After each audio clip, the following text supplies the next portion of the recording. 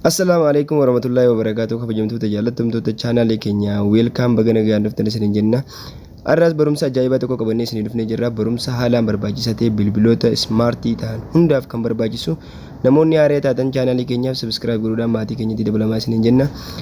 Namni kamiyyuutu subscriberiin daqiiqaa muraasa fudhata. Subscribe godhuudhaan like godhuudhaan gama maatii keenyaa dabalamaa isiniin jenna. Barnoota keenya waliin turtii gaarii isiniin jenna jechuudha. Okay, jalqaba irratti gaafa dhufte bilbila kamiyyuutu bilbila smartphone ta'e settingii keessa seenuudhaan bilbila chaarjii hafarsu yookiin bilbila chaarjii isin raafixaa jiru kamiyyuutu bifa salphaatiin akka sirreeffattan isinitti agarsiisa. Steppii kana jala deemtee sirreeffachuu ni dandeessaa jechuun namni kamiyyuutu bakka kana iddoo kana seentee iddoo smart manager kayyuu kan bakkaan qalamatti malee kana jala seentee isa amma inni irra jiru kan hin qalamatti maru kana jala deemtee steppii kana jala deemtee bifa salphaatiin daqiiqaa muraasa keessatti sirreeffachuu dandeessaa jechuudha. Iddoo baatirii jedhamtu kana irra gaafatu gabbuutee bikka asirratti jiru kana kan mul'atu kana mallattoo bakka maawuziin irra jirtu kana jechuudha. Bakkaan qalamatti maraa jiru kana jala deemtee iddoo kana bichaa tuquudhaan daqiiqaa muraasa keessatti bilbila kee akka chaarjii si jalaan finne akka si qusatu godhuu dandeessaa jechuudha. Wantoota chaarjii akka bilbilli fixu taasisan keessaa tokko isiiwwan amma laalaa jirru kana keessaa tokko jechuudha. Kanaaf bifa salphaatiin akka sirreeffattaniif jala deemaa sirriitti hordofaa jechuudha. Aappiiwwan kana keessaa isa kamtu chaarjii yaalaan fixaa jira, isa kamtu suuta fixaa jira kan jedhu kamiyyuutu as keessatti ilaaluu dandeessanii jechuudha.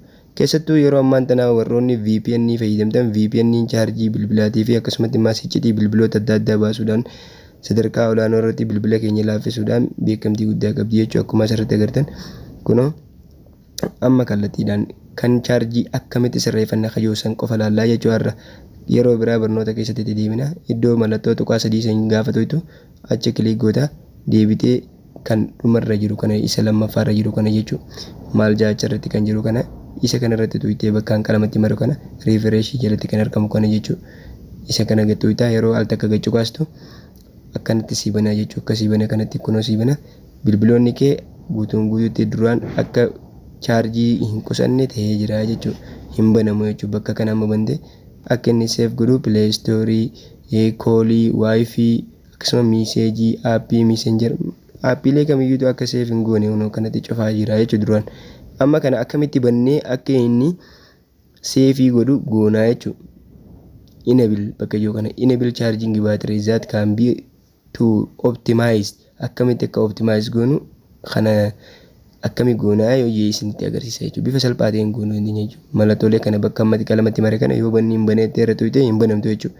Gaafa mallattoo kana bakka qastiin sitti agarsiisu kana jala seentee gattuutu al takka aappiiwwan kamiyyuu hunda sii baasa jechuudha takkatti. All app kan jiru kana jira jechuudha. Isa lammaffaarra jiru kana jechuudha.